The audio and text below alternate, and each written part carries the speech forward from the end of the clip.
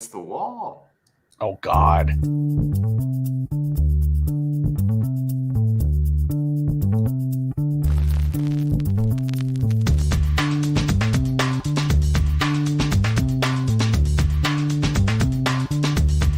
Welcome to the acclaimed podcast, The Deep Dive, featuring your esteemed hosts, Andy Monitor and Drew Dinzik, powered by BETSPERTS. Welcome to The Deep Dive. It's the end of May, which means it's hockey playoff season, buddy. And the NHL Stanley Cup Playoffs started this weekend. And boy, do they look interesting. We have a couple of wrinkles to get into in terms of how the path, looks now to be a little bit more certain. We know who's going to play who. There's still some regular season games being played, ? But they don't mean anything, I believe. That's at the top of my list of shit. I was so confused. Yeah. So to answer all of these questions and more, we bring back the best hockey guest we've ever had on the Deep Dive. And I don't think there's a close second. we had Pizzola on once. You just get to throw I I'm not saying Pizzola's better, but it's Drew 1 and 1A. Fully aware that you guys have had Pizzola on because, we had a tough connection that day. The sound quality wasn't great, but his insight was great. But no, we did a season preview with the great Andy McNeil of VSiN fame, talking hockey when the season kicked off. And it has only gotten more interesting as we now know how the field is shaped up. It doesn't really get interesting until the Final Four because we've seen all of these teams play each other because they are basically sticking within their quads until we get to the Final Four. But just to kind of recap for people who weren't aware, they did basically 4 different pods because of coronavirus issues. All of the Canadian teams are together in one pod in the North. All of the good teams in the NHL are in the East. And then, all of the bad teams plus the Avalanche and the Kings are in the West. So they've done some funny segregation of quality opponents across the NHL this year. And we now know 4 teams from each pod qualify for the playoffs. They're not the best 16 teams, but they're the best 4 in each pod. And I guess as I look across the landscape, is it fair, number one, Andy, for first of all, welcome back to the Deep Dive. Oh, this is going to throw me for a loop. Yeah, sorry. You know what? It's funny. Your Twitch notification actually caused my phone to connect to my headphones. I wondered if you just bailed right away. Well, I don't know. My phone's over there, so I had to turn it off to make sure, easy troubleshoot there. But I'm good.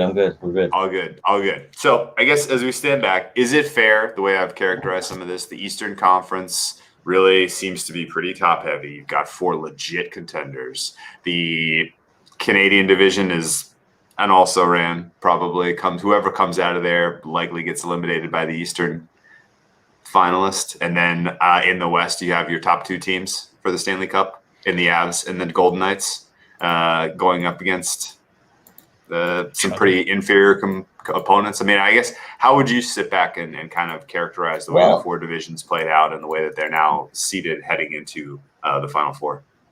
Yeah, I think it's pretty tough for the most part to generalize and make kind of a like you were doing there with but it's just because they are a little bit different in some ways. The East, I would say, that was heading into the season, everybody kind of predicted that to be the toughest of the divisions because I believe 2 out of the 8 teams had a positive win share in the previous season. So it was a lot of teams that were expecting to kind of compete for the playoffs, and that's what we got. The Rangers missed the playoffs despite being one of the better teams for much of the season. So that was a clue that it was probably a correct estimate that people made prior to the season, thinking it was going to be tough for somebody to come out of the East. And all year long, we saw the Islanders in the top spot, the Bruins, the Capitals, the Penguins. It ended up being Pittsburgh that did finish in first. The Islanders actually finished in 4th, and that's why we had the matchup that we do. But we've got the 2, probably top contenders out there in the West with Vegas and Colorado. But I mean, I believe the Lightning are still right there. We got a glimpse of it last night with their win over the Florida Panthers. Probably one of the best hockey games you'll ever see on TV. Just absolutely wild stuff. That game had everything. And if you watched it, you know what I'm talking about, because it came right down to the last. It didn't go to overtime. The first 3 games of these Stanley Cup playoffs have gone to overtime, which is great for the NHL's from a marketing standpoint for sure. I think we both clicked on it there. And Tampa Bay and Florida, they didn't go to extra time, but Tampa Bay ended it basically in the final minute on a breakaway. So it was pretty much a sudden death situation. And the playoffs, man, they've lived up to the billing. But there's a team that can win the Stanley Cup in every division for sure. Toronto, they've arguably got the easiest path because they've got some relatively weak teams in Winnipeg and Edmonton and Montreal, the team that they're up against first. Excuse me.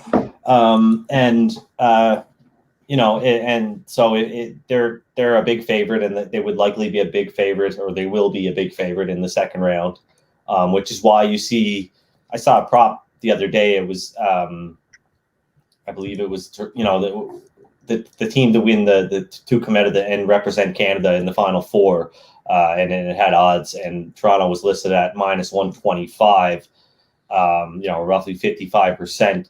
And I did some rough math and came out with around 58%. So just kind of gives you an idea of how much I expect them, or how often I expect them to be a Final Four team. And then, Carolina's right behind there with the Tampa Bay Lightning and the Florida Panthers, as teams that are totally capable of going on a run. And then of course you have the Bruins and everybody else in the East. I mean, I've got some concerns with Washington, Pittsburgh, the Islanders, even Boston, but every single one of those teams are capable of going on a run here. So it's going to be, I think it's going to be one of the more entertaining playoffs in a long time. You kind of already, I mean, you answered my question without even me asking it. I was going to say, are you disappointed at all with the format compared to last year's or not last year's? Obviously last year's was goofy too with the double bubble, but like let's just say in normal year somebody's asking me to order them a cruller from Tim Hortons behind me here. It's closed down, it's shut down. This is them. But I mean you watch a lot more hockey than we do. I watch a lot of playoff hockey because it's just way better. It's like the NBA. I love the playoffs. I don't know if I get down with the regular season, but no, I mean, Mr. watching tons more hockey, do you hate that? I don't know. Just in my head, when I looked at the bracket right away, I'm like, oh, that sucks that it's not going to be, like Colorado and Vegas for the Western Conference, or for like, getting that. You're still going to get that matchup. Like things can happen. Maybe not. Minnesota, I think, is probably Minnesota's already up of the time here. Yeah, if you want to bet Vegas, you can get about even money for for that series right now if you want to bet them live. But you're probably going to end up with like a Vegas Colorado matchup anyway. But like, does it take away a little? And you talk about Toronto, they're a good team, but if it were a normal series or a normal setup, they likely wouldn't make the Eastern Finals. Like there'd be a couple teams from the Eastern pods. They likely wouldn't, but as things stand right now, I between a series between the Bruins and the Maple Leafs would be, I don't know what exactly it would be. I haven't priced it out, but I'm going to guess, depending on who ends up with home ice, which would be Toronto in that scenario, I believe. It would be, they would definitely be the favorite there. Not by much, I don't think. I think they're pretty comparable teams overall, but. The Leafs are a really good team. They're a very good hockey team. It's a lot of it, I feel, is just narrative stuff. Like it's, they're a team that everybody loves to hate. I hate them. I think, they're the most. I think their fans hate them. Well, their fans and the media are embarrassed themselves. Do they want to win, or do the fans want them to lose so they can complain about it? No. I mean, I know a lot of sensible Leafs fans, like Rob Zola is sort of sensible, I guess, but and it's definitely like this. The city is hungry for a Stanley Cup championship. It's 1967, right? I mean, that's like 2 generations, pretty much, and it's they've got every right to be excited about their chances this year. But I understand why people think that they're cursed and whatnot. But at the same time, that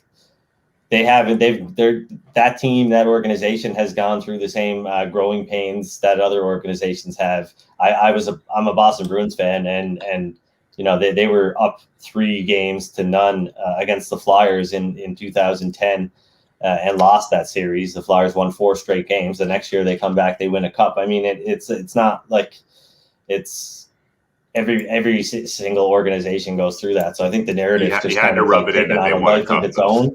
What? You had to rub it in that they won a cup, though. It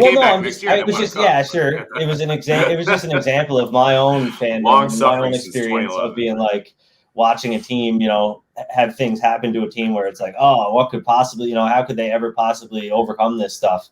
Like, you think it would just cripple them, like their spirit, and you just start to think there's some sort of curse over them.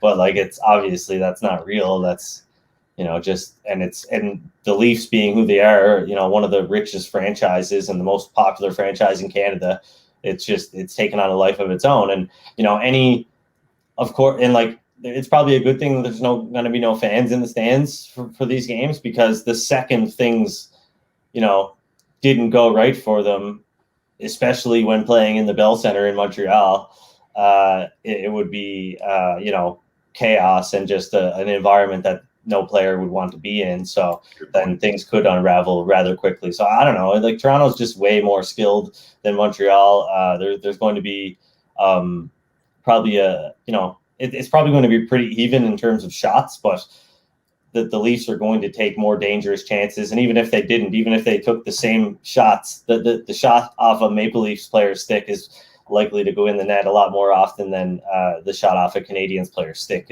They've just got so much skill up front, especially on their first couple of lines. But I don't know. What do you guys want to get into here? We've got a game coming up. I was just I was in Logan a week ago. They're very sure that Boston won some titles. Like those banners are everywhere. Like, oh my God, yeah. Like, oh, you won a lacrosse championship or something. There's even like, I don't even know what the team was.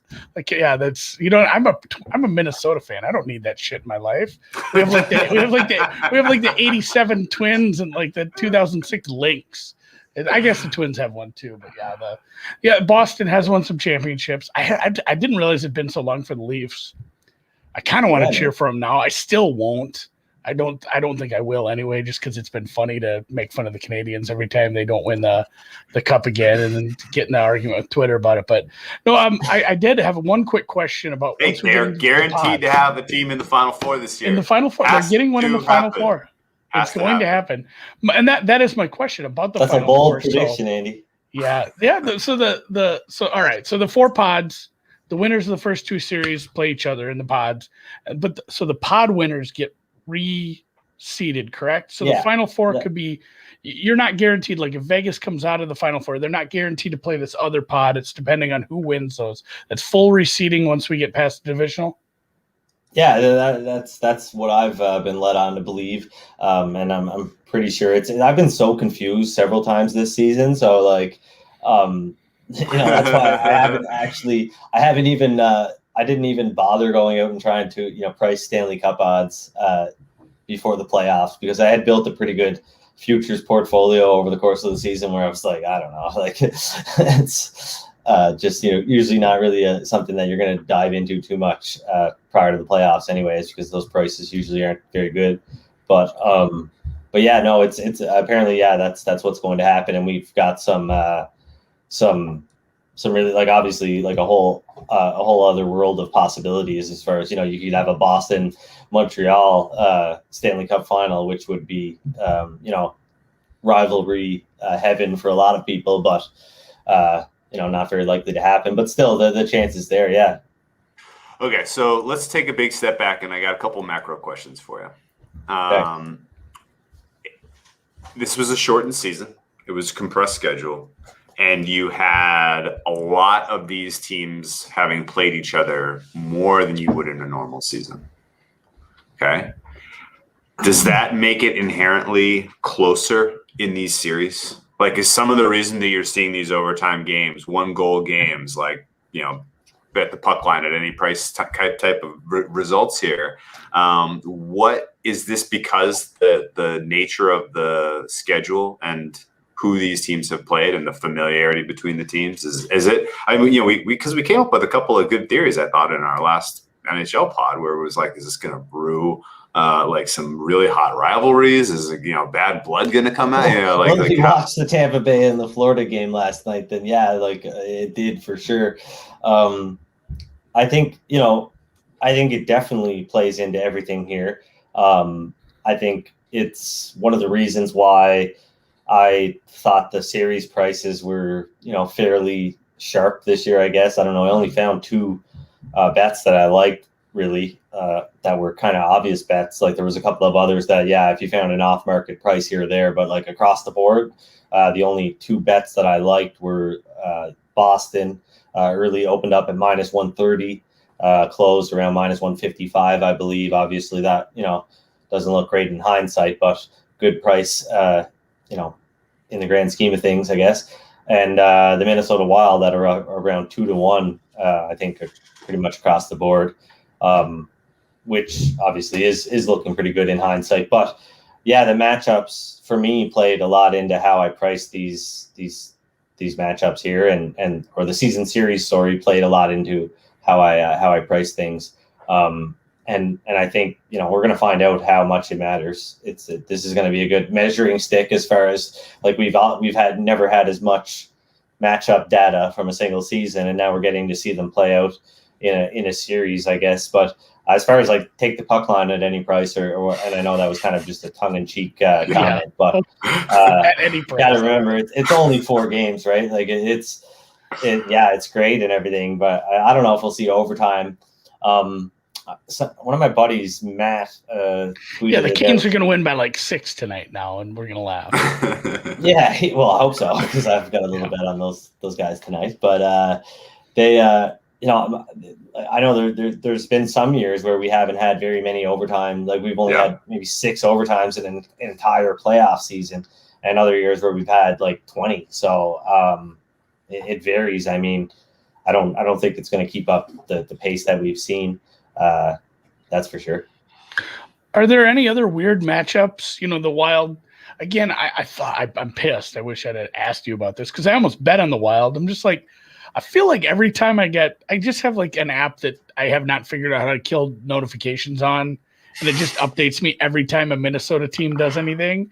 And it just kept seeing like, oh, we beat the Knights again. Like, do we play the Knights every night? Like, and it's just like, oh, the Wild beat the Knights. Oh, the Wild lost to the Knights in overtime. Like, we're really playing these close. And yeah, I went and checked, and it's like they 82 points. And I looked at all their opponents. It's the only opponent all season that they didn't at least finish. It looks like they were 500 against the Avs, which is admirable. They're a very good team, but all the other teams is like 7-1 against the Ducks, and 6-1 against the Blues, 6-1 with an overtime loss. It's like, oh, the Wild kind of played them tough. Was that just a goofy mirage, or is it just a matchup thing?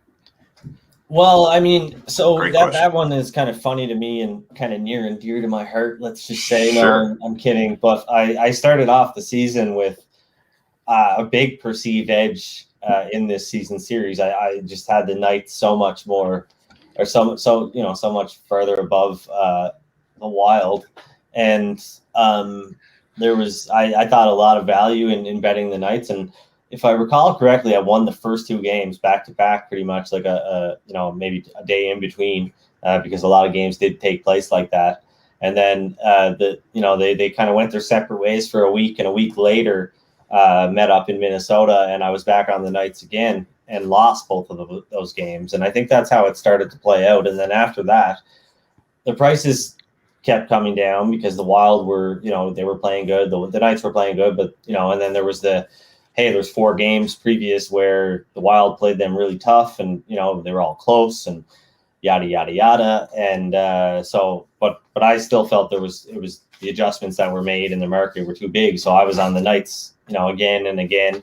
So I bet on them again, they lose. I'm on them again at a better price, they lose. It's like, they really sucked me in on this matchup. I mean, whether it was kind of intentional or just the way things worked out. But I got really sucked in there, and then that pretty much went on right till the end of the season because, by the end of the season, or by, as the season was drawing to a close, the Knights were in Minnesota and, I like being offered at -20, -25, whereas like a month prior to that, they were -60 at home. And I'm like, okay, I'm still right here at this. And then Minnesota beats them again twice. Right. And if you look at the underlying metrics and stuff like that, of course, the expected goals and things like that, I'll just try to pull it up here.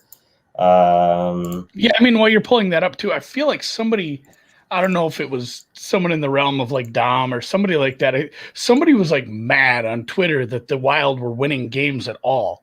Like they basically were saying something in the analytics. Dom was like #1 Wild fan. That was he wasn't. That's why I remember he changed his name. I wasn't mad. I don't know. It wasn't you, but somebody was like mad saying like, somebody was mad like Wild shouldn't be winning all these games. Yeah, they probably shouldn't have been. I mean, like they weren't like overall their numbers were kind of poor, especially down the stretch there. But here, like just a quick look at Minnesota, Vegas. They controlled the shot share in the season series, roughly about 55%. I don't know if that's good. No, I mean, like, well, it's pretty good. If you were to, have 55% of the shots on a regular basis, that's pretty good. I mean, it's better to have a majority. But then expected goals, that their share of expected goals was down around 47, below 48%. Mm-hmm. So the Wild, they gave up more shots, but they, kept them to the outside or whatever. They, they limited the real dangerous chances and generated a lot of those themselves, or the ones they did, the shots they did generate were of a more dangerous variety on a more consistent basis, right? So, like there was a clear matchup advantage there, and it's funny because, by the end of the season, like I ended up at -150 as a series price. Like a month and a half, 2 months ago, I probably would have been at like closer to 200, which is where it opened. But then, so now that I've been on the wrong side of the Wild all season long, it just worked out where the pricing was what it was, and I'm like, okay, I guess I'm jumping ship on the Vegas Golden Knights now, and heading on over to Minnesota, and and it worked out. It was a really really fun game, despite it being a scoreless draw all the way to overtime. But now, really fun first game. In a series like that, with all of this familiarity and all of this time and thought you put into how these two teams match up, what can the Vegas Knights do from a adjustment standpoint? And how important is coaching and adjustments game by game in a 7-game series for hockey? Well, I think there's one play last night's game that pretty much dazzled everybody. Mark Stone, I believe he went end to end. I believe he started by his own net and went right up the ice and dangled his way through one forward and 2 defenders, I believe. And drew a penalty. He ended up, getting all the way in all alone on a partial breakaway, and got a shot away, but drew a penalty in the process. I think that's the kind of stuff that Vegas needs to do. They need to, force the issue. The Wild have a way of, they want you to stay to the outside. They want you to feed it to your defenseman. They want to box you out of the kind of like home plate area in front of the net. And the longer the Golden Knights play into that strategy, you're going to see that. You're going to see them have these high shot counts like we saw yesterday. And, they were at one point, they were on pace for 50 shots on goal, ended up with like 40, right? But, so the Wild did like kind of slow things down a bit. But, if, like I said, Vegas has the ability to beat this team. I still have them as a favorite to win, every game in the series. But now that Minnesota's taken a game, I've got the Wild winning the series 58% of the time, which is -140-ish. Yeah. So still value. 138, and I think I'm seeing -115 right now on a series price. Like, I don't know if you want to jump in when you could have got 2-1, right? Like, sure, yeah. You're going to get. I saw it open at +150, which I think is really egregious if Max Pacioretty doesn't play for the Vegas Golden Knights, and I don't even think he took line rushes yesterday, like warm-ups. So usually that's a pretty good indicator that a guy's a little bit further away than the team would like, because Yeah. most of the time it's, hey, he's going to take rushes and we'll see if he's ready to go, or we'll see if he's good to go. But they didn't even do that. So, I mean, I'm going to wait and see what happens tomorrow, because I'm not in a rush to bet a team that I think is going to get, outplayed, but, even more so if the Vegas Golden Knights get their top scorer or their second leading scorer back. So, leading scorer, I can't remember. He's up there. I'm assuming, is it 2-3-2? Like it's 2 in Vegas, 3 in St. Paul, 2 in Vegas? No, are these best of 7? Yeah, traditionally it's 2-2 and then alternates every other game. Like the first, I didn't know if they'd be doing that much traveling. I knew they were kind of. Let's keep traveling to a minimum. Yeah, they put Minnesota in the West anyway. It is, right? 2-2-1-1-1. Okay. They haven't changed that. Yeah, so that's what I had. You guys started to scare me there. I'm like, ooh, maybe I'm just I'm asking you questions. I guess this is a perfect segue. Yeah. Home ice advantage means what right now? Well, throughout the season, it was around 2.5% roughly. I mean, depending, it's different across the board. Team like Vegas has and ever since they've come into the league for one reason or another, have had a larger home ice advantage. And I don't know what it's total guesswork trying to decide what the crowd situation is going to, because you're kidding yourself if you don't think that it has at least a little bit of an impact, at least in the playoffs, as far as this game means something, and people, because the crowd is noticeably different from the regular season to the playoffs. It's it's night and day. People go to hockey games to sit and drink beer and chat during the regular season with their buddies and catch a play every once in a while. And during the playoffs, it's the ultimate suspense and people are locked on and it's very it's an insane atmosphere. So I don't know. It's kind of guesswork as far as that, but yeah, I'm around that kind of 2% range as a rough estimate. Now you talked about all the overtime games and you spoke about the ultimate suspense. Can we do kind of a deep dive, to coin a phrase, into the Flames Canucks overtime thriller from yesterday? We touched on that at the beginning. I forgot that game was even on. Can you just give us an explanation? There's teams with 2 more games to play. Why did they get off like this, or what's cracking? Did you see how that game got to overtime? No, God, no. I didn't even catch all the playoff games. I'm not watching that one. Calgary was winning. And so what was it? 5-4 finish. Calgary was winning 4-1 in the third period. Holy shit! And Vancouver battled back to force overtime and lose. But I mean, it's hockey, right? Like I said, I've been asked a bunch of times, do these teams have anything to play for? I'm like, man, I don't know if anybody ever goes out you can't try to lose. It's even if you played crappy, you still might win. I don't know. It's and if you half-ass it, you might get hurt. Yeah, so I never look at it like that way. I think everybody's going out to try to win the game, no matter what the circumstances are, right? So, but yeah, no, I do try to handicap motivation a little bit, but I've definitely got tired of that towards when the playoffs were getting underway, and I don't want to deal with any regular season hockey and glorified exhibition games, right? Mm-hmm. Yeah. Well, I mean, did they just have some COVID or what? Why? It looks like they play Tuesday and Wednesday too. Is that what it is? Really, Vancouver? You didn't remember the Canucks having their season shut down for a month? That was last time I paid attention to hockey was when you were on the show. Yeah, I know, but I'll check in, see how Carolina. The last time anybody paid attention, the only time anybody wants to talk about hockey is preseason and right before the playoffs. Yeah. Carolina, I got my Carolina 20-1. Whatever. Same. You did take that, eh? Yeah, very happy with you told us. I'm very happy with that position. Yeah, that's good. We got a little bet on the Canes tonight. What are we at here as far let's as talk about some market adjustments then in a little bit more detail. Ooh. Minus 175 now in Carolina. Well, let's go. Oh, nice. No, is that what it is now? Is that the current? You mean for this game? Yeah, for this game, they're I'm like at minus 160, minus 163. Minus 163. I still like that price, assuming Nedeljkovic gets the start here.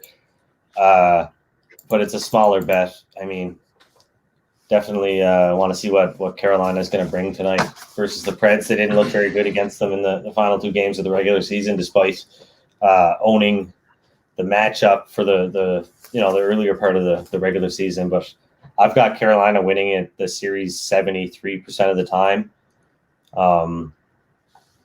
And that's minus 270. I didn't bet the series price. I mean, minus 250, whatever. Like, it's not like I'm gonna miss anything. I'd rather approach it on a game to game basis, and that's what I'm doing. Okay, let's talk about how the market adjusts over the course of a given series, and let's use the Bruins Capitals as an example. So game 1, we see Bruins open up minus 111. Pretty much pick them. It gets bet out to minus 130 on the close, and then sure enough for Monday's opener, after the Bruins lose game 1 as a meaningful favorite, they reopened it. Backup goalie Boston minus 117. It gets bet out to minus 137. So there's even more incentive here to have a Bruins ticket in pocket. Is this entirely based on what played, like people playing the zigzag expectation, or is there a math reason that the market opened short twice and got bet out? I think I don't really. I mean, I guess you could say that the people setting the lines expected some Boston money, given that the line was up around minus 130, and they're anybody who watched the game would know it wasn't Boston's best effort either. I do think there was a bit of resistance there at a certain point for Washington in game 1, when Boston got up around minus 135. It was bet back once we found out that a couple of the players that were questionable to start the series for the Capitals were indeed going to start. So that led to some action on that side, I guess.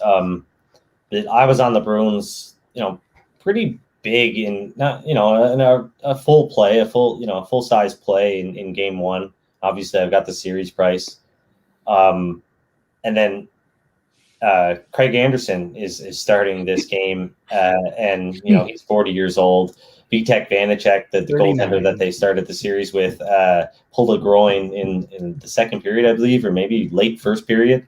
Mm-hmm. And obviously, so that had some impact on the price today, I think. But for me, I didn't lay as big of a bet down today on the Bruins because the price was a bit bigger when I was able to get down this morning here. I was sitting at around minus 133, I think. So looks like I've maybe got the better of it as far as today's market goes. But I wouldn't be adding at this point or anything like that.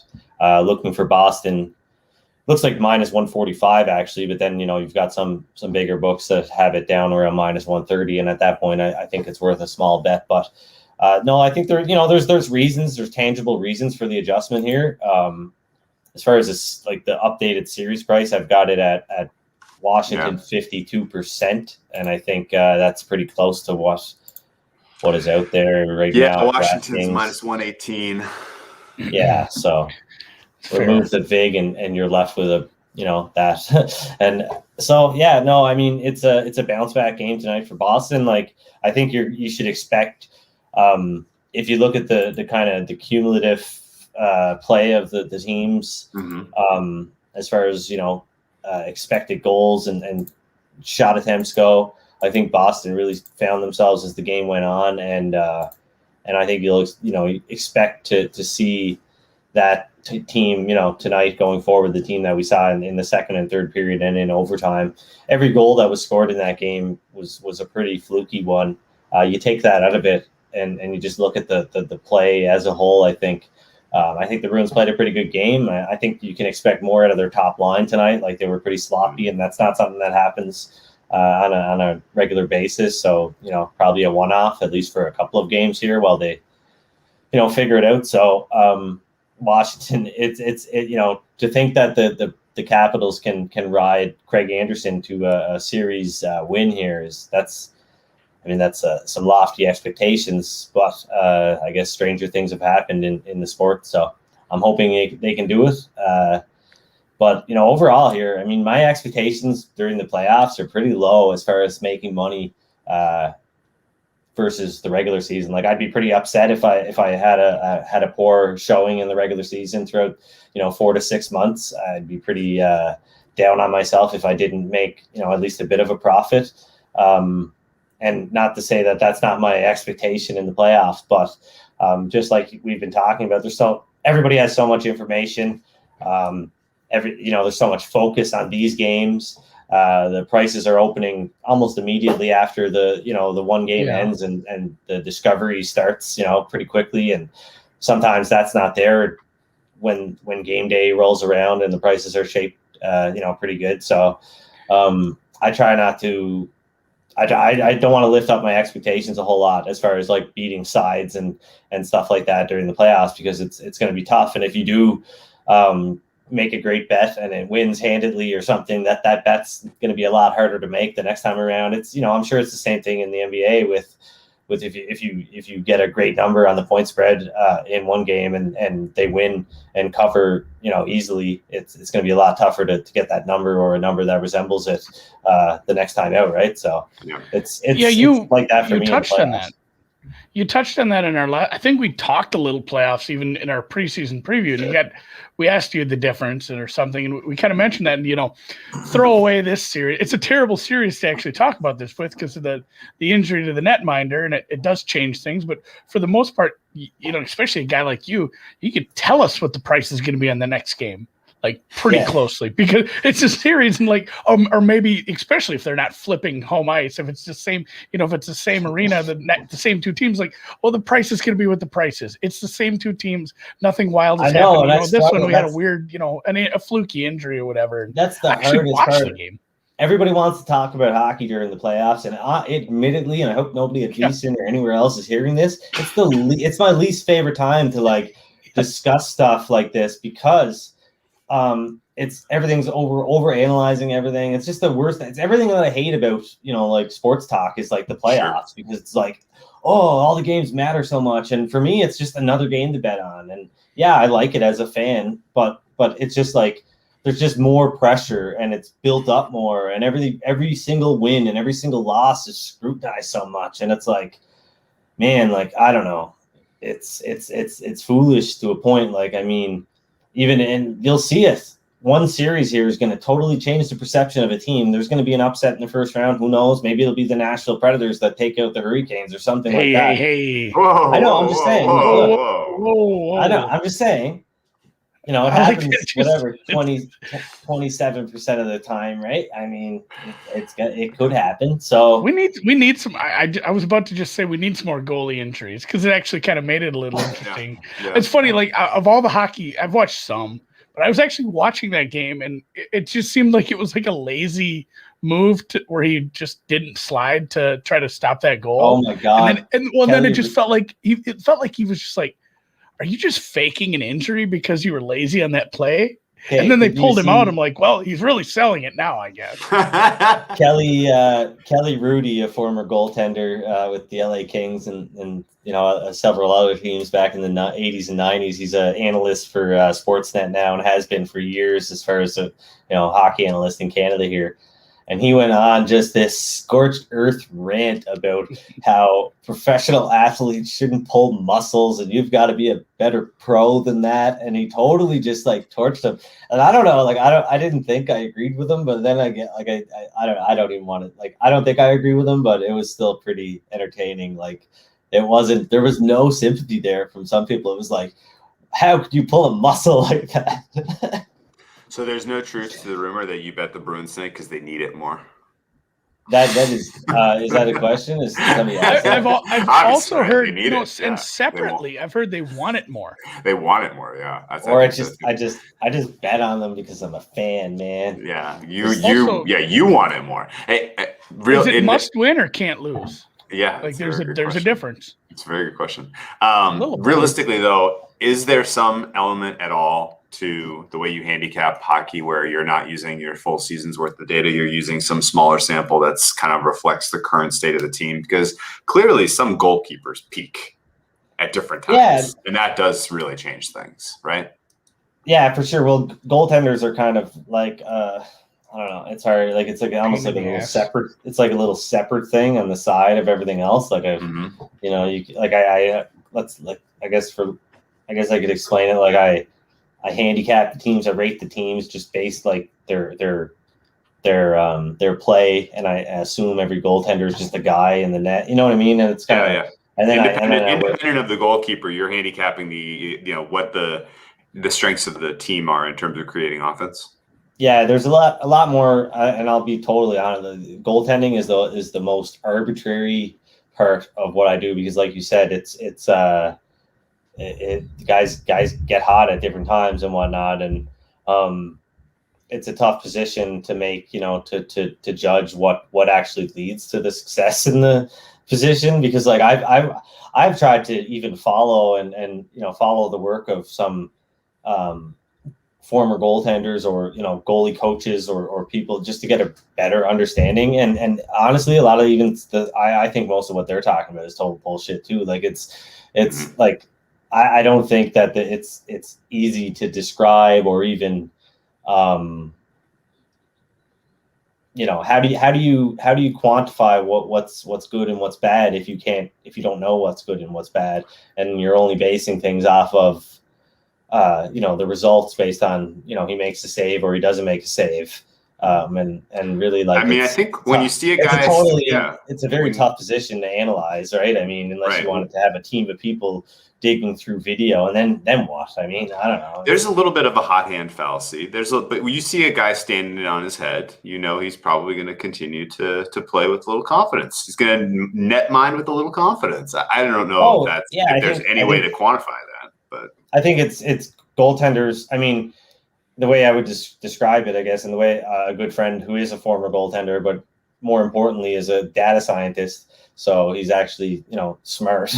And he describes it like, goaltending specifically is like a range of outcomes. Like, and especially when we're dealing with, a 7-game series, it's, you can have Patrick Waugh on one side and I don't know, like some crappy goaltender on the other, and like each one is rolling their dice at the start of the game, and and maybe rolling their roulette wheel, I should say, like with all these different possibilities. There's shutouts sprinkled in there. There's there's the 1-goal performance. There's the 5-goal performance, right? Like it's all sprinkled in there, no matter if you're the best or the worst. And sometimes that card comes up for the wrong guy, let's just say, and next thing you know, a team's behind in the series, and then those wheels spin again, and it's tough. Like sometimes goaltending edges don't even show themselves in a 7-game series, which is one of the more frightening things for me when making predictions in terms of who's going to really steal the show from a goaltending perspective. I'm definitely tempering my expectations with goaltending. Yeah, and sometimes you get 2 good goaltending, performances, and one kind of gets forgotten about because they don't win the game. And it is weird. It's not. You talk about like it's a bunch of games, like the playoffs. If you make the finals, win the finals, it's a bunch of games, but it's still not a meaningful sample. Like a guy getting hot for what? Let's say they run through a couple series quick. Sure. Jordan Bennington. Yeah, Bennington for sure comes to mind. Like a guy getting hot for like 15, 20 games. That's not a meaningful sample in any way, shape, or form. It's a good mid-season flush. It's a hell of a drug though for general managers, and because like Martin Jones, for example, in San Jose, he's one of the worst goaltenders in the league and has been for the last couple of years, or last few years, I guess. And just by save percentage. He was a goaltender that, he went on a couple of playoff runs, one to the Stanley Cup Finals in I believe 2016 against Sidney Crosby and the Penguins. lost, but had like a 930 or a 927 save percentage or something like that through 20 or 21 games or something like that, like you said, and not really a meaningful sample size, but that was worth a few years worth of a contract, right? Yeah, he went Joe Flacco. He's just sucked ever since. So it's like, I mean, this happens all the time, right? Yeah. Yeah. No, I'm enjoying the first round. I think for the most part, like, things kind of reveal themselves. Oh my, yeah. So, oh no, that's a series price. I thought I was looking at a game line there and thought the Blues were plus 350, and I was going to say, okay, I'll do it. What about what parts are relatively strong predictors that you can take regular season into the playoffs, like penalty kill, penalty conversion, other aspects of just kind of team performance, special teams, the shot quality stats too, you know? Man, special teams are like, I don't know, they're lightning in a bottle, and like teams that have had, you know, sometimes a team can just catch that and just start scoring on the power play, whether it's, you know, warranted, whether it's deserved or not. Like, you know, and in a small sample, like, you know, a couple of lucky power plays and a couple of lucky power play goals can be a big difference. But I've also seen teams like we talked about. I mentioned the Bruins and their Stanley Cup run in 2011, and they went through.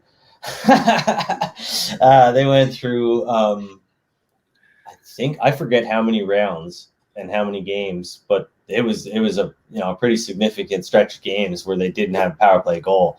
I remember this. They hadn't. Yeah. They and, you know, that was the big story at the end of the year where they were able to win the Stanley Cup despite having a really terrible power play. I mean, it's a small part of the game. It's a bigger part nowadays than it was. And for the most part, though, I think like the teams that had good power plays are going to have, you know, the better structured power plays in the playoffs, and vice versa as far as the penalty kill goes. But no, we'll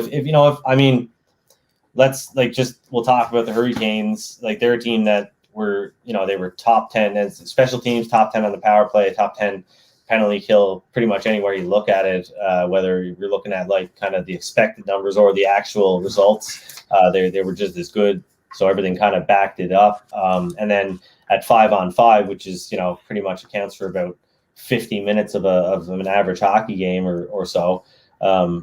Carolina's, you know, one of the best teams in the league, and Nashville's just mediocre. They've got great goaltending, but Carolina matches them in that category. So, I mean, it's, you know, they're like, yes, I put stock into the recent play of these teams and stuff, but I'm not even somebody that throws away like my priors that I had coming into the season. I still like, you know, I still think I've you know, there's more to these teams than what we saw, the 56 games, than what we saw this season. So I'm trying to, you know, that makes sense. Trying to forecast things, right? So I mean, I'm looking for as much. I was like 25. I'm like 75-25 once we get to the end of the NFL football season. NBA is a little different, I guess. My priors kind of sucked this year, so I'm almost all regular season. Well, and that's the thing too. Like knowing where your priors stood, like you can say I was dead, or even just one team. Like, I was very wrong about this team. I need to weight these priors lower, otherwise I'm just gonna have a bad time. And that was my question too, is that, like, do you take anything like that into account, because playoff hockey is different? Like, do you take a team with a certain trait, or who, you know, like you talk about the 5-on-5 play or something like that just matters more in, you know, a series against the same team like this? Yeah, I mean, in general, I think, you know, strong, even strength or 5-on-5 plays is going to take you far more often than not, and you need that to go on a playoff run. Very rarely, very, very, very rarely do teams with poor 5-on-5 numbers actually, you know, make it more than a round or two. So I mean, that's obviously something to look for here.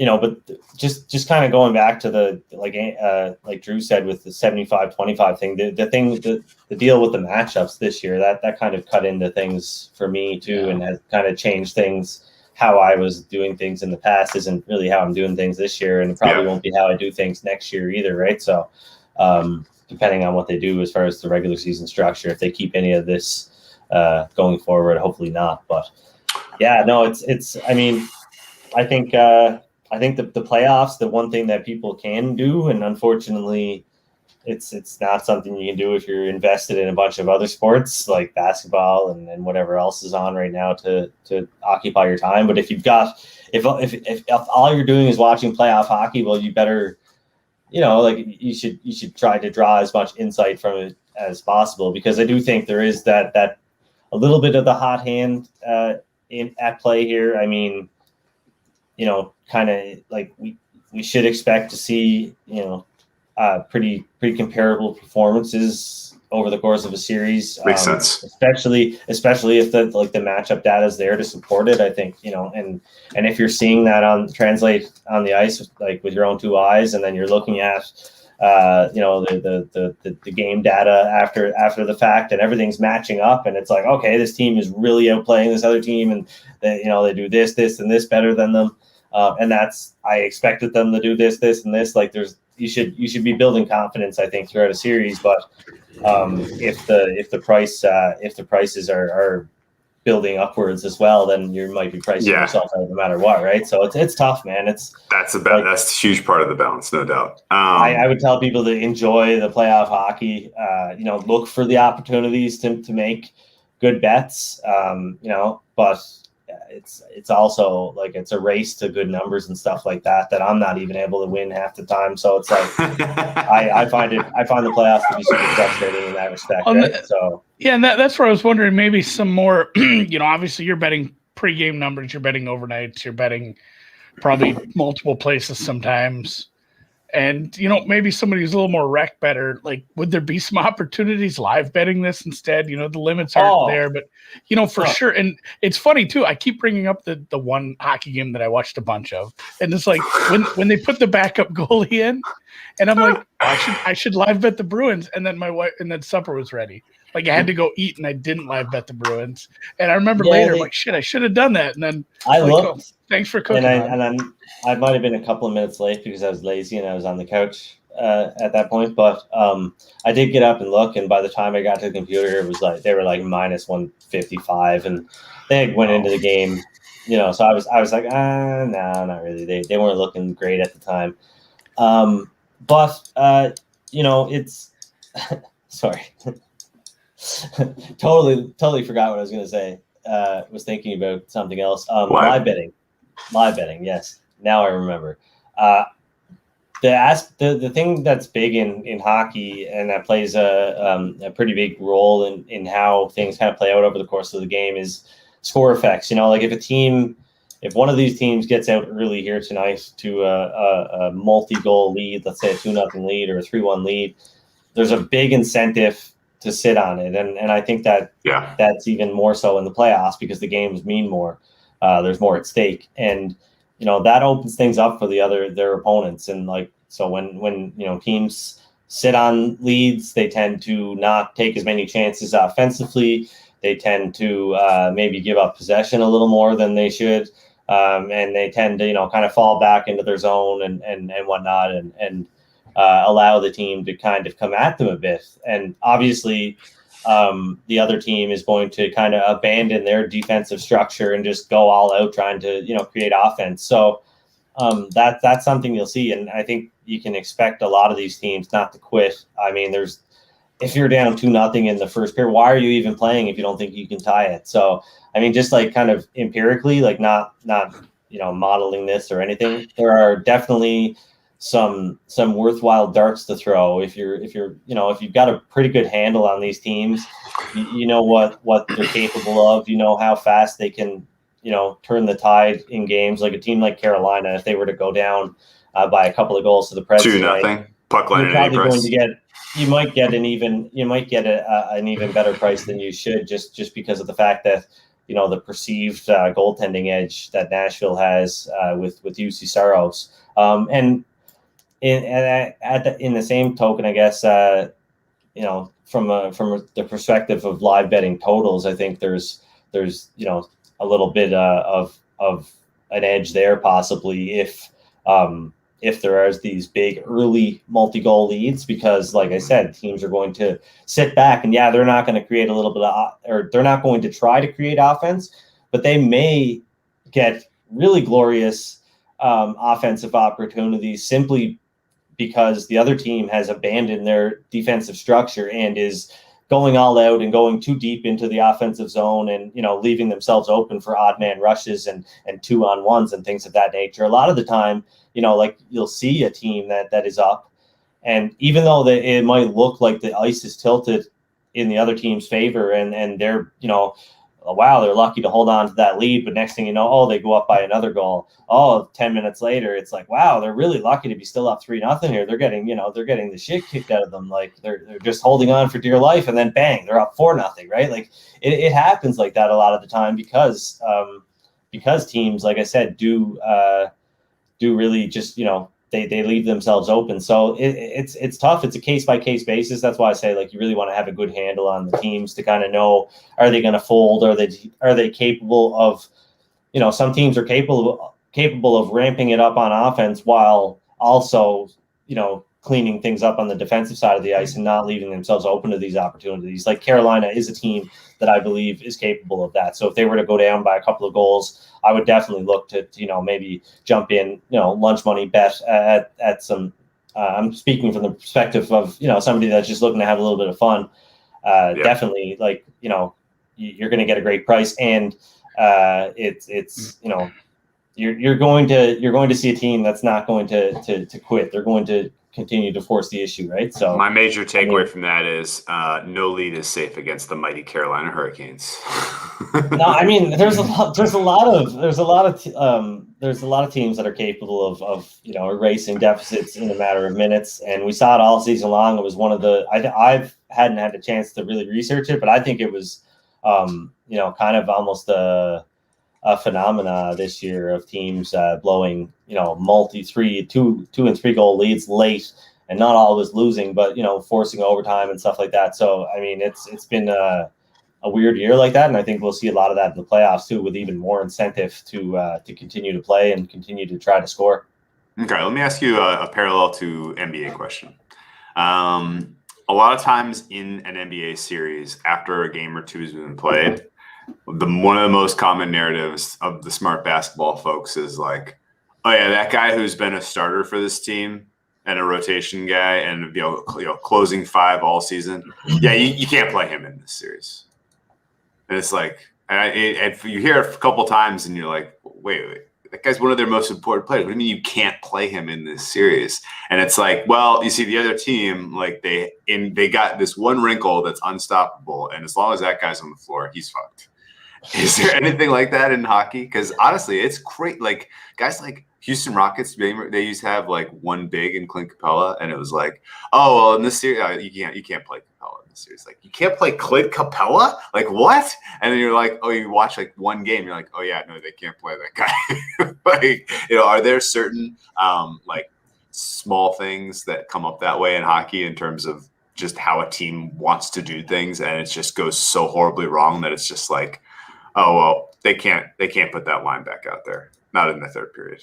Not in this big of a game. Yeah, there's definitely and I mean, I think even just on a game by game basis, those things pop up where certain players or a old line is just not on their game and just getting caved in. But I think generally the players, the things that players do, like generating shots and scoring chances, those are pretty repeatable skills. Whether or not they're resulting in goals, that's another thing. But I think for the most part, if you got a really good line that goes out there and plays good, more often than not, they're going to continue to play like that. As far as you're giving very specific, a very specific example, like as far as like Clint Capella, and you can't play him in this matchup.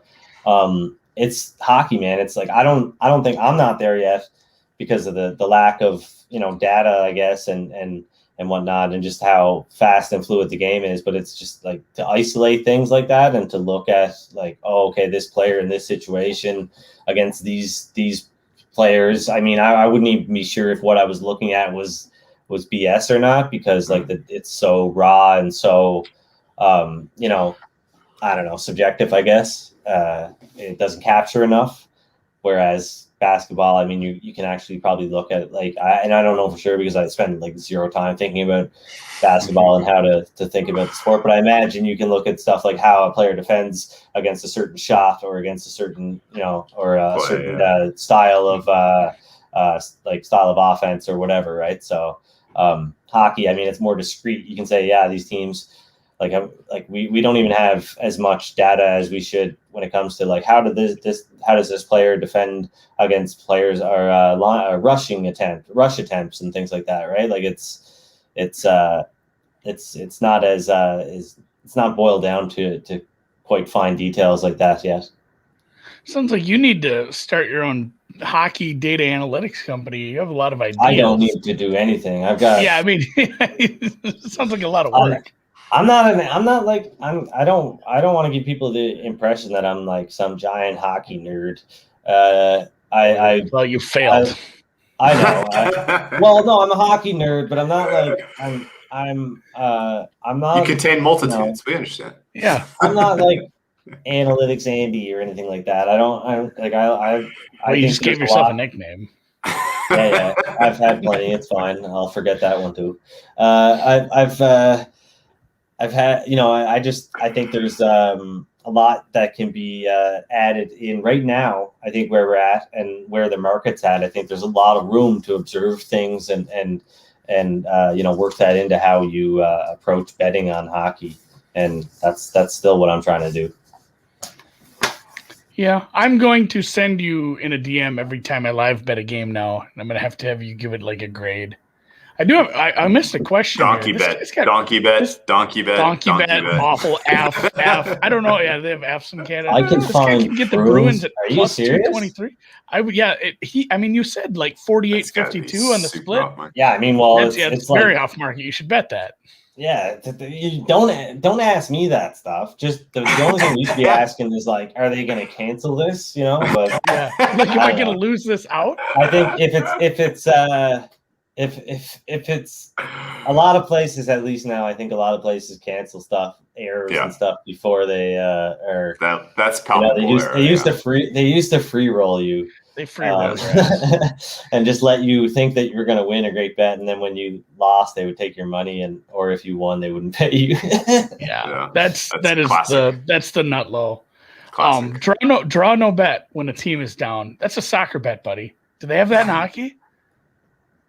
That's basically like overtime, I suppose, and push on going to overtime. Win if you win. I suppose it's all price dependent. Yeah, I mean, I don't really spend a lot of time pricing that out. For me, I'm really trying to expand here, and I've got a friend, Cole Anderson. I believe I showed you guys a screenshot. He's been working on this big player prop pipeline. Cool. To basically automate some rough projections every day, and because like for me, it's always okay. What can I? The time that I'm going to spend on this, the effort that I have to put in versus the return I can get, and like player props and things like that. Like, I mean, you either need a team of people, or you need a bunch of spare time, or you need, I don't know, no life, whatever. I guess. You got to bet them at the gas station. Well, yeah, that too. And then it's even hard. It's hard to find the uniform bets to make across the board. I mean. And at what a lot of places, like even the so-called market makers are what $500 a pop on hockey props. Like it's sure, so like it's I would love to invest time into it and whatnot, and I'm hoping to next year. Okay. But this year it just wasn't something. I'm definitely looking more throughout the playoffs. I do pretty good in the hockey prop betting that I do like on a infrequent basis, but it's just like something I'm not going to sit there every day and price out 23 players on each team. And as far as like, points, assists, goals, shots, whatever. Right. So. Okay. So quick, fun question for you. If they're redrafting the NHL tomorrow, you got pick 1.1. Who are you starting your team with? Well, who's the team? What team is he managing though? It matters. Oh, what team am I managing? I don't know. You're managing the Bruins. You get 1.1. It's the Bruins, remember, you're in the Boston. Who's your 1.1 draft choice right now?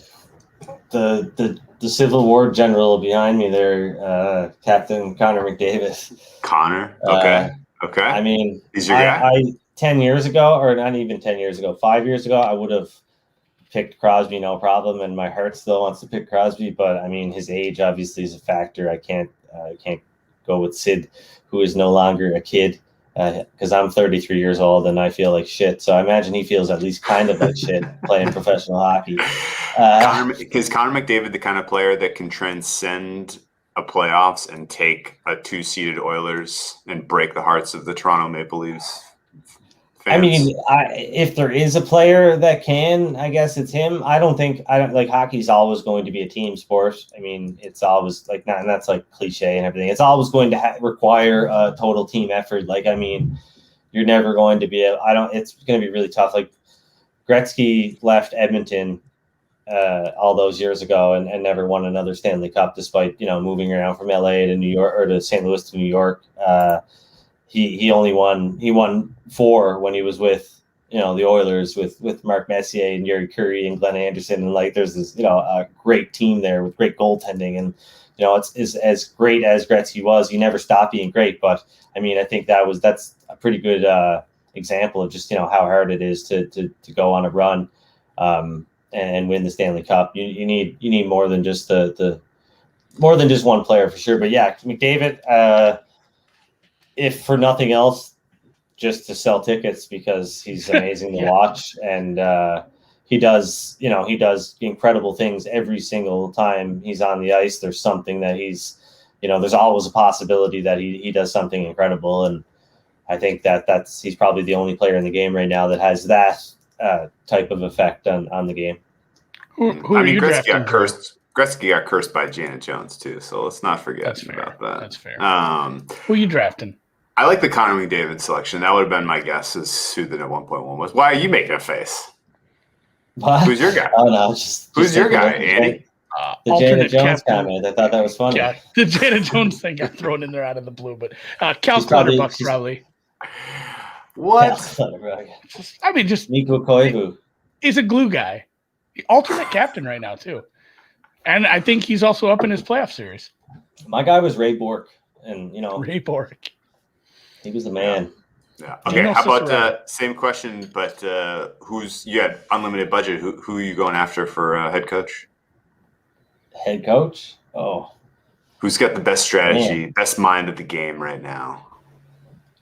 Best mind in the game. That's a tough one. I don't personally like the guy, but I think John Cooper has been good in Tampa Bay. I think I think there's something to be said about.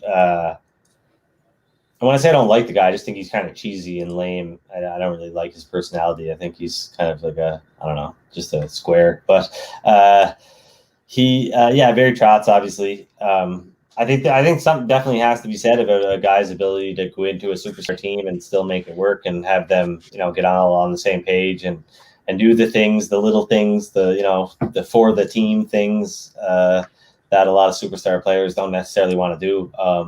I think there's a real quality in somebody that can make that happen, and John Cooper's obviously been able to do that. So cool. I don't think I could name a coach.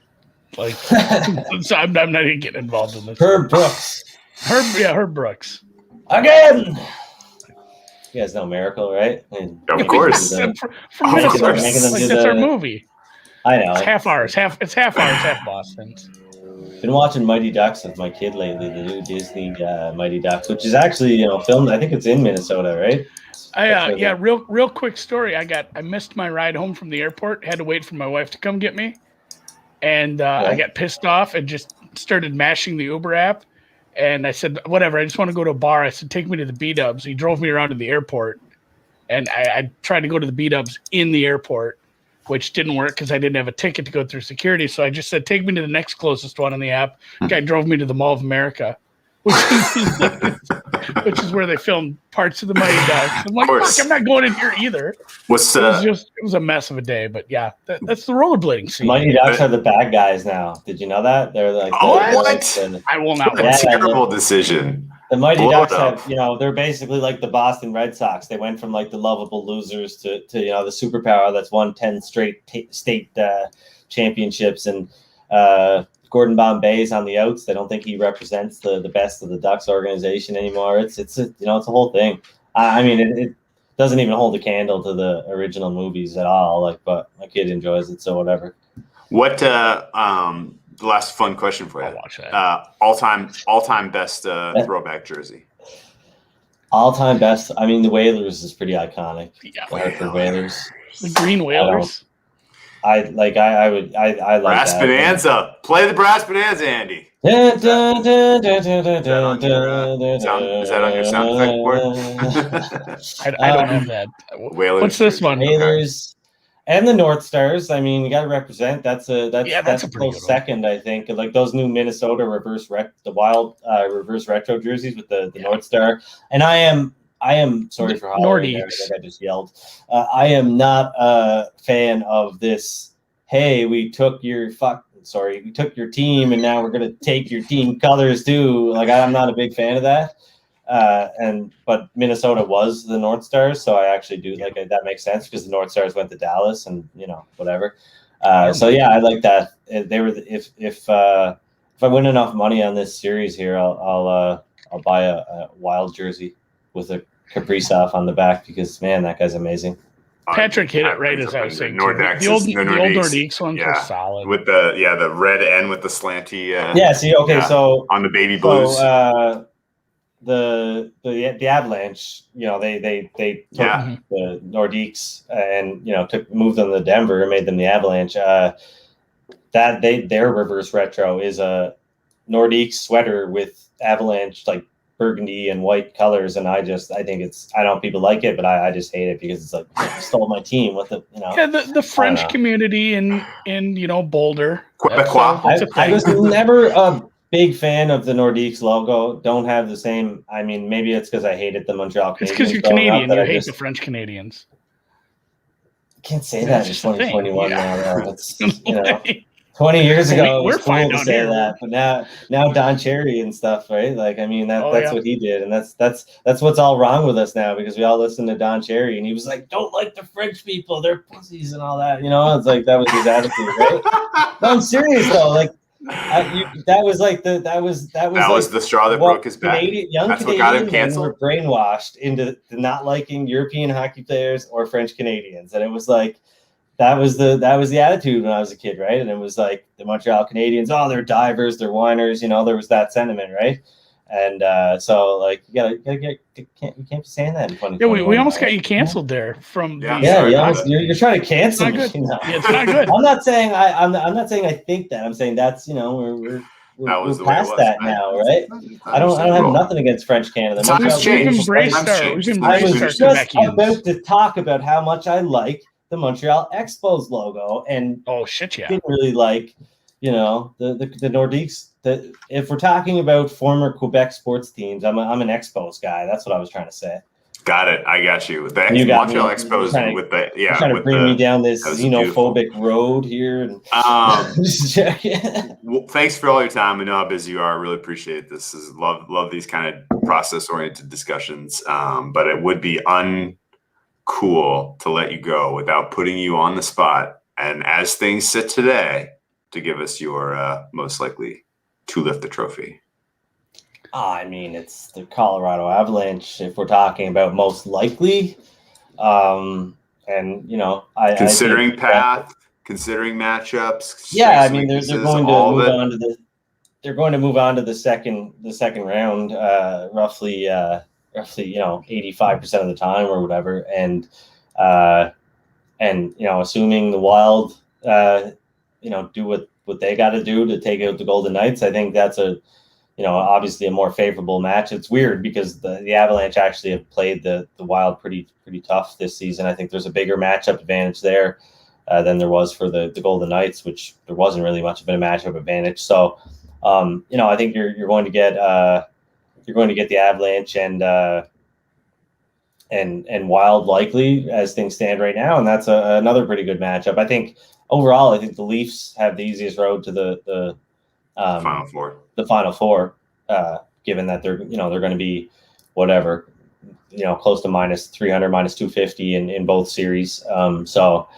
But yeah, no, it's the Avalanche. I think the Hurricanes and the Lightning and there are a lot of teams. Like, nobody's got as good of a chance as the Avalanche, but there are a lot of teams that have roads to get there. It's just not going to be easy, and a lot's going to have to happen to help them get there for sure. Okay. But yeah, hopefully the Hurricanes win, right? I mean, yeah, Islanders, Hurricanes. I don't even know if that's possible with the seedings. One of the reasons I like the Hurricanes especially is because it's going to be hot in Carolina in like July when they're playing the Stanley Cups. The ice is going to be all fucked up. It's going to mess up whoever comes in there.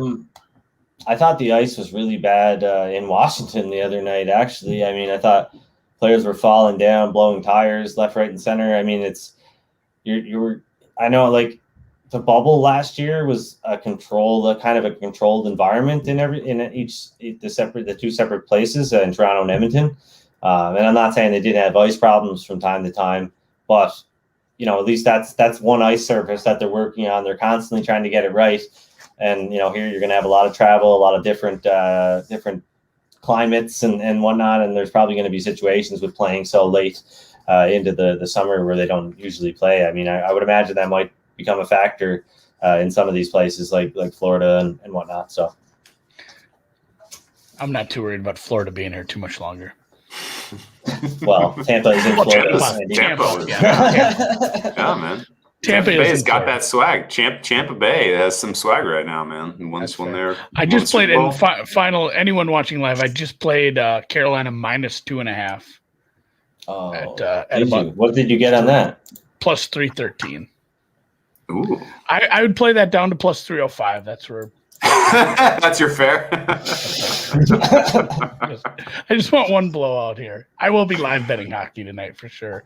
As I set out, I got some hockey whiskey. I've already round robined all the puck lines for both sides, so don't bring in my parade. So it's round robin puck line season, buddy. Yeah, just if there was any confusion, French Canada, I know you're out there. I love you. Yes. I love all of you.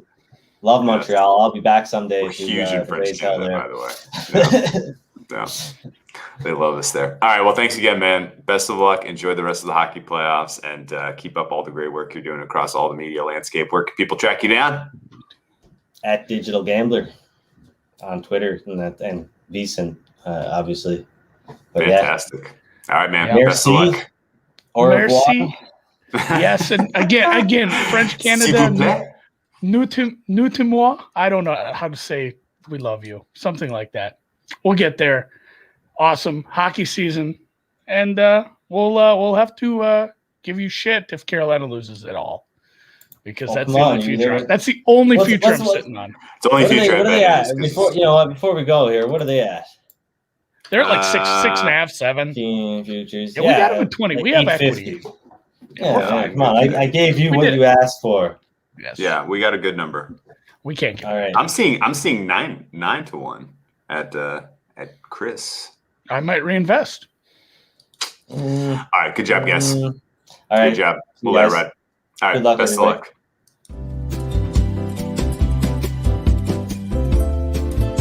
He bounced. He must go catch the puck drop. Gotta catch Bruins. Gotta catch that puck drop. Glad we did it early so we can watch the game. I know how much he likes. Was that the reason he wanted to do it early? No, I offered it. Okay, I was like, yeah. I don't want it either. I'm gonna go. Don't want to run over the actual, super high-profile game for his favorite team.